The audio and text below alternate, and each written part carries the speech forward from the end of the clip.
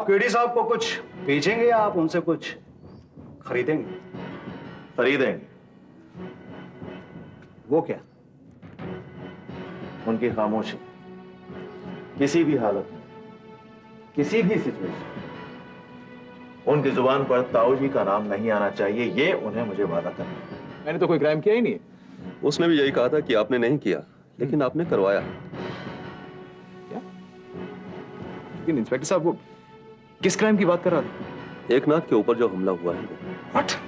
What nonsense! Inspector साहब, उस हमले में मेरा कोई हाथ नहीं। लेकिन तुमने सुनीता को स्वेतलाना कैसे समझ लिया? इतना नशा तो तुम्हें कभी नहीं होता था। स्वेतलाना अब हो गया ना, भूल भी जाओ। कहा ना कपड़ों की वजह से गलती हुई। मिस्टर ऋषभ, मुझे सूरज पर शक है और मैं अपना यही बयान पुलिस में देने वाला हूँ। Of course. मम्मी! माँ! My baby. मम्मी, रोती नहीं मेरी बच्ची।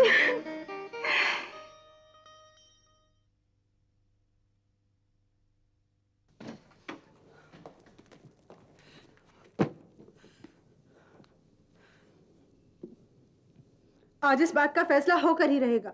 किस बात का? यही कि मेरा और तुम्हारा कोई रिश्ता भी है या नहीं, और अगर है तो क्या ये रिश्ता आगे चल सकता है या नहीं? डार्लिंग, तुम बेकार बात का बतंगड़ बना रही हो। नहीं, मैं बतंगड़ को बात मानकर समझौता करने की कोशिश कर रही हूँ।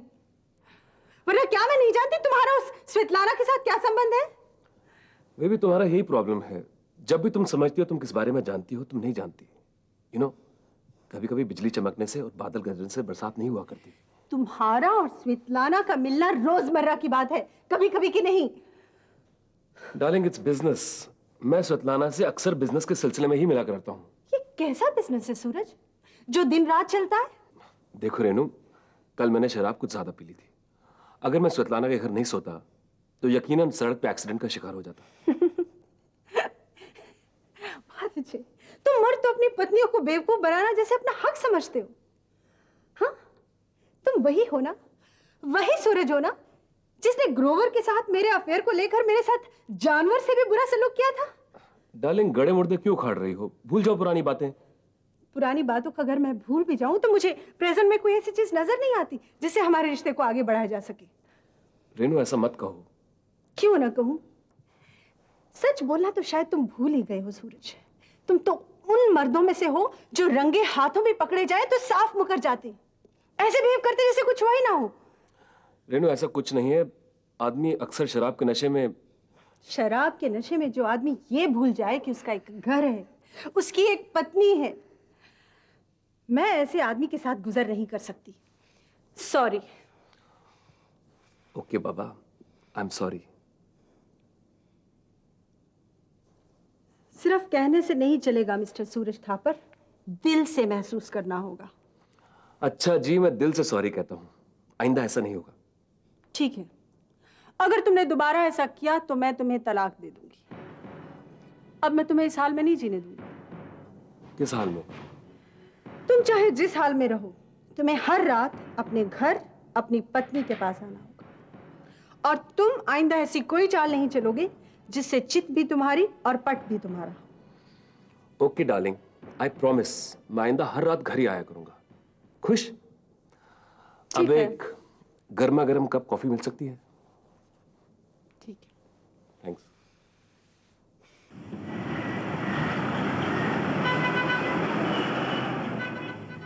मैडम, ना तो हमें अभी तक और डायरेक्टर्स की मंजूरी मिली है और ना ही। आप लोग इत्मीनान रखिए, सब कुछ हो रहा है, थोड़ा वक्त लगेगा। लेकिन वक्त ज्यादा लग रहा है और मुझे डर है कहीं ये मौका हाथ से ना निकल जाए। क्या मतलब? मतलब ये कि कोई भी पब्लिक इशू निकालने के लिए एक खास वक्त होता है। दरअसल स्वेतलाना जी, जो लोग अमीर बनने का सपना देखते हैं उनके पास पैसे महीने के पहले 10 दिनों तक ही रहते हैं। कोई बात नहीं, इस महीने नहीं निकलेगा, अगले महीने निकाल लेंगे। आफ्टर ऑल पहले 10 दिन हर महीने में होते हैं। नहीं, सिर्फ इतना ही नहीं, हमें ये भी देखना होता है कि उन दिनों हमारी कंपटीशन में कोई दूसरा इशू तो नहीं निकल रहा है। Yes, I see. I come in, ma'am? Yes Karan, come in. Morning. Morning. Ma'am, ये अप्रूवल लेटर्स हैं मिस्टर मिसेस मल्होत्रा और रंजना देवी के। गुड। देख लीजिए, आप ही देख लीजिए। अब बाकी डायरेक्टर्स के लेटर्स मिलना बहुत मुश्किल काम नहीं है। मैडम, हमें लगता है अब ये काम होकर ही रहेगा। अब आप लोग और कोई बात की चिंता मत कीजिए, सब कुछ जैसे तय हुआ था वैसे ही होगा। वो तो हम समझते हैं, और सच पूछिए तो हमें उस बात की कोई चिंता भी नहीं है। मैम, ये एड्स दिखलानी थी आपको जो हिंदुस्तान की लीडिंग न्यूज़पेपर्स में छपेंगे। ये छपेगा फ्राइडे को। This ad will come on Saturday. और ये जो एड है ये संडे को आएगा। मैंने कहा था ना जेंटलमैन, मेरे पास बहुत काबिल लोग हैं। And now if you excuse me, मुझे एक बहुत इंपॉर्टेंट मीटिंग अटेंड करनी है। Sure. Thank you. Okay. Thank you. Bye. Ma'am, एक और लेटर मुझे आपसे साइन करवाना था। कौन सा लेटर? नहीं, ये कि आप मुझे ये एड्स छपाने की अथॉरिटी दे रही हैं। यस।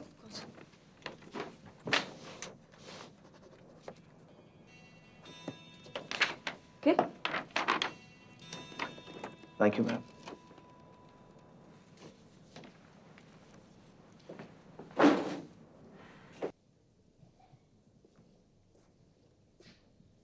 हाय हाय हाय हाय, वो यार तेरे को तो ऊपर वाले ने क्या तराश के बनाया है।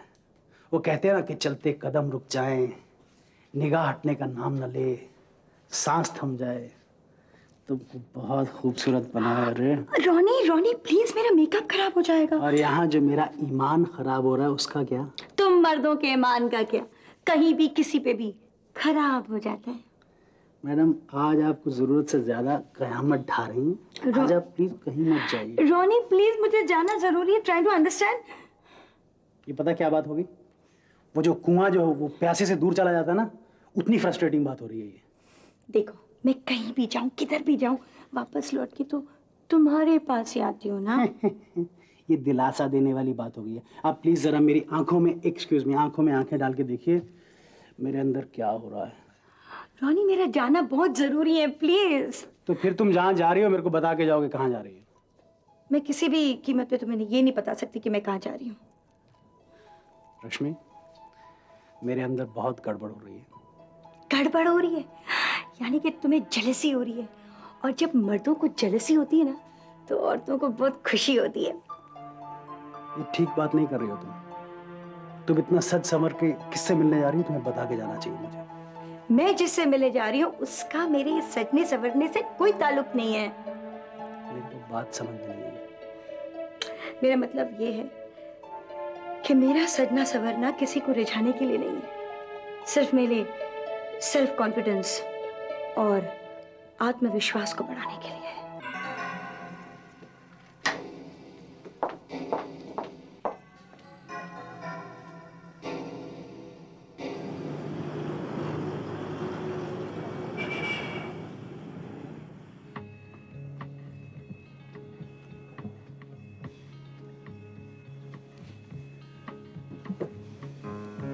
लगता है वो नहीं आएगी।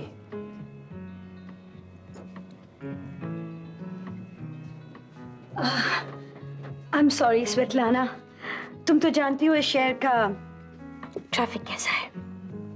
हाँ जानती हूँ, इसलिए बैठी थी, वरना कब की उठकर चली गई होती।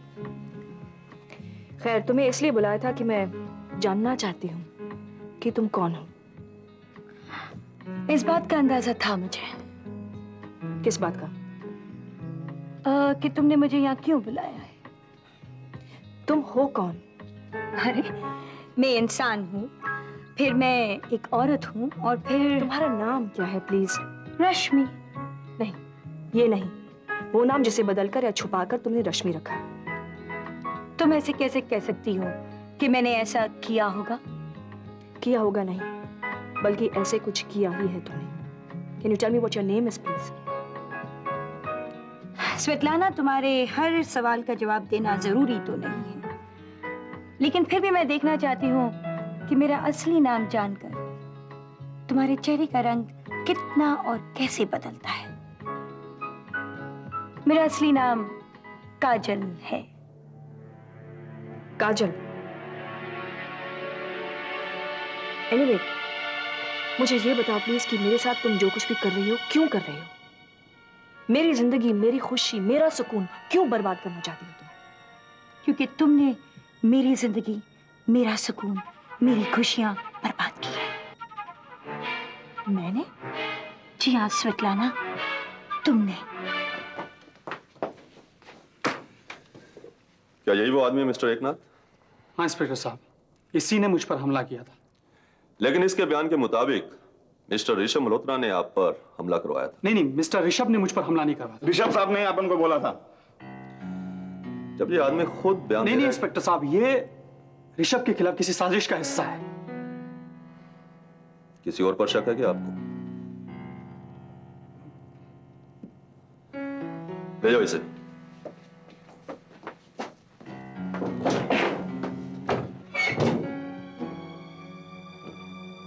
अब देखिए, जाती जिंदगी में तो मेरा कोई दुश्मन नहीं है, लेकिन पिछले कुछ दिनों के दौरान ऑफिस में मिस्टर सूरज से मेरी काफी झड़पें हुई थी। किस बात को लेकर झड़प हुई थी?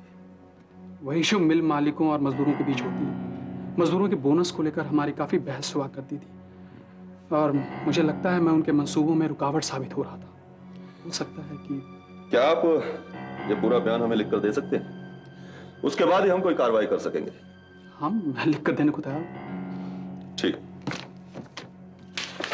नहीं, ऐसा नहीं हो सकता है। तुम्हें जरूर कोई बहुत बड़ी गलतफहमी हुई है। मैंने आज तक अपनी जिंदगी में न किसी का बुरा चाहा न किया। मैं सिर्फ 2 शब्दों में तुम्हें झूठा साबित कर सकती हूँ। क्या? रंजना देवी, रॉनी, क्या तुमने उनका बुरा नहीं किया? उनको नुकसान पहुंचाने के लिए मैंने जानबूझकर कभी कोई बुराई नहीं की। लेकिन उनको नुकसान पहुंचा। रंजना देवी का पति हमेशा के लिए उससे छूट गया और रॉनी का घर उजड़ गया, ताकि तुम अपना घर केशव मल्होत्रा के साथ बसा सको। कोई इंसान अपनी खुशी के लिए अपनी मर्जी से जीना चाहता हो तो? चाहत, खुशी, मर्जी ये सब शब्द तुम सिर्फ अपने लिए इस्तेमाल कर सकती हो, और औरों के लिए चाहत, खुदगर्जी, मनमर्जी। स्वेतलाना, तुम अपने आप को साबित करने के लिए किसी का गला घोट सकती हो, किसी को मार सकती हो, किसी को बर्बाद कर सकती हो, और वही तुमने मेरे साथ किया। मैंने क्या किया था? 10 साल पहले वो शाम, याद करो वो शाम जब तुम्हारी खुशी तुमसे संभाली नहीं जा रही थी। तुमने मेरे होठों से मेरी खुशी छीन ली। मुझे कुछ याद नहीं आ रहा, और उसे याद दिलाए बगैर मैं यहाँ से जाने वाली नहीं, और ना ही मैं तुमको यहाँ से जाने दूंगी। वो घाव आज भी मैं घोल कर पीती हूँ। वो उतना ही ताजा जितना 10 साल पहले था। वही शाम जब तुम अपनी खुशी मैं अपने पांव जमीन पर नहीं रख पा रही थी, वही जमीन में खोद खोद कर एक एक करके अपने सपने उसमें दफन कर रही थी। तुम सीधी बात क्यों नहीं करती हो? हर बात घुमा फिरा कर क्यों कर रही हो? ताकि वो शाम तुम्हें खुद ब खुद याद आ जाए। मुझे ऐसी कोई शाम याद नहीं। याद करो तुम्हारी 10 साल पहले की कामयाबी, वो सुपर मॉडल कॉन्टेस्ट। हाँ, मैंने सुपर मॉडल कॉन्टेस्ट में हिस्सा भी लिया था और मैं सुपर मॉडल बनी भी थी। बनी नहीं थी, बनाई गई थी। बनना तो काजल को था। काजल यानी तुम? याद करो उस कॉन्टेस्ट में कौन कौन था। एक लड़की थी जिसका नाम था काजल, याद करो। काजल, हाँ काजल, तुम फर्स्ट रनर अप बनी थी। यस, और अनाउंसमेंट्स के पहले सबके मुंह पे एक ही नाम था कि सुपर मॉडल बनेगी तो सिर्फ काजल। वो कॉन्टेस्ट जीतना मुझे बहुत जरूरी था, ताकि मेरे मॉडलिंग का करियर शुरू हो सके और मैं अपने छोटे भाई को बचा सकूं जो कैंसर का मरीज था। I am so sorry. Svetlana, ढोंग मत करो। तुम्हारे मुंह पर दुख मेकअप की जैसे चढ़ता है। तुम किसी का दुख क्या जानो? तुम कुछ भी सोचो रश्मि, काजल, अगर तुम्हारे भाई को कैंसर था तो उसमें मेरी गलती क्या थी? मेरी भाई की मौत सिर्फ तुम्हारी वजह से हुई है। स्वेतलाना, तुम मेरे भाई की दोषी हो। अगर मैं वो कॉन्टेस्ट जीत जाती तो मेरे भाई को मैं किसी भी तरह से बचा सकती थी। हार या जीत का फैसला जज के हाथ में था। और जज कौन था मैडम? जज मिस्टर केशव मल्होत्रा था। जज कोई और होता तो जरूर जीत मेरी होती, तुम्हारी नहीं होती। क्या मतलब? मतलब ये कि पहले केशव मल्होत्रा के हाथों तुमने अपने आप को बेचा और फिर केशव मल्होत्रा ने सरासर झूठा इल्जाम है। मैंने ऐसा कुछ नहीं किया। अपना दिल बहलाने के लिए तुमने ये भ्रम पाल लिया है। तुम सच्चाई कबूल नहीं करना चाहती,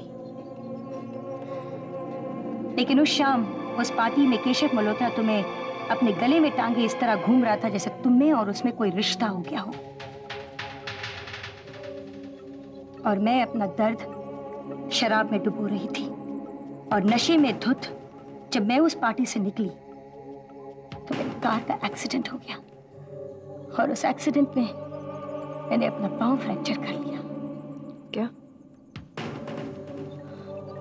उस रात मैं हर तरह से कंगाल हो गई, सिर्फ तुम्हारी वजह से स्वेतलाना, सिर्फ तुम्हारी वजह से। आंटी, आंटी,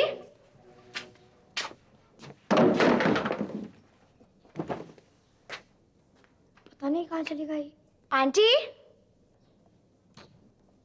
स्टैच्यू, खबरदार हिलना मत। चलो बैठो यहाँ पे। टन टन टन बैठो। नमस्कार सोनू साहब। सर आपने शायद हमें पहचाना नहीं। रिश्ते में तो हम तुम्हारे बाप लगते हैं और नाम है रॉनी।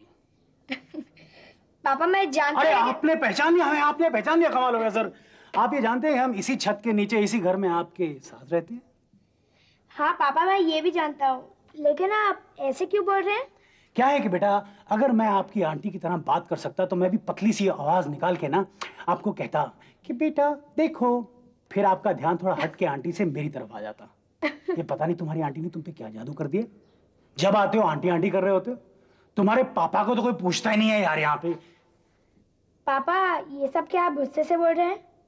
नहीं बेटा, गुस्सा और इस घर में गुस्सा, गम, दुख, निराशा, परेशानियां, झगड़े, इन सब को तो इस घर से हमने छू मंतर कर दिया है। मुझे तो अच्छा लगता है कि तू खुश खुश इस घर में लौटता है। पता है, लगता है कि घर आबाद है, क्योंकि एक आबाद घर में ही ना लोग लौटना चाहते हैं। फिर शुरू कर दी ना पापा ने फारसी बोलनी। पापा आंटी क्या घर में नहीं है? नहीं बेटा, आंटी घर में नहीं है। तो कब लौटेंगी? लौट आएंगी। सुन, तेरा आंटी के बिना दिल नहीं लगता क्या? नहीं, मैं सोच रहा था कि घर आकर उनके साथ थोड़ा खेलूंगा, इसीलिए। तुझे आंटी बहुत पसंद है? बहुत। बेटा तेरे पापा को भी तेरी आंटी बहुत पसंद है। हौस हौस, चलो चलो। पापा आज जानते हैं जब आप दिल्ली गए थे ना तो आंटी ने मुझे बहुत प्यार किया और मेरा बहुत ख्याल रखा। सोनू, तुझे अच्छा लगता है जब कोई तुझे प्यार करता है? बेटा जब कोई चीज जिंदगी छीन लेती है ना, अगर वो थोड़ी सी भी मिले तो बहुत अच्छा लगता है बेटा। सोनू, अगर तेरी आंटी हमें कहीं छोड़ के चली गई ना तो मैं तो तुझे संभाल नहीं पाऊंगा। तेरी आंटी ने हमें प्यार देके बिल्कुल बिगाड़ दिया बेटा। अब उस प्यार के बिना तो हमारी गाड़ी तो नहीं चलेगी। पापा आंटी क्यों जाएगी? आप उन्हें कहीं मत जाने दीजिएगा, वो हमेशा हमारे साथ ही रहेगी। काश ऐसा ही हो बेटा। पापा मैं उन्हें कहीं नहीं जाने दूंगा। ये तो तेरा पापा भी तुझे प्रॉमिस करता है कि अगर हो सका तो मैं भी उन्हें कहीं नहीं जाने दूंगा। शान की खातिर जान की बाजी, मान की खातिर ईमान की बाजी,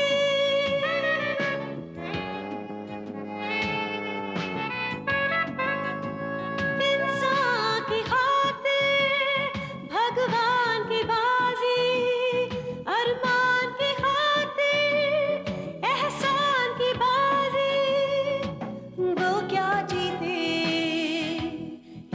सहारे दिन छोटा सा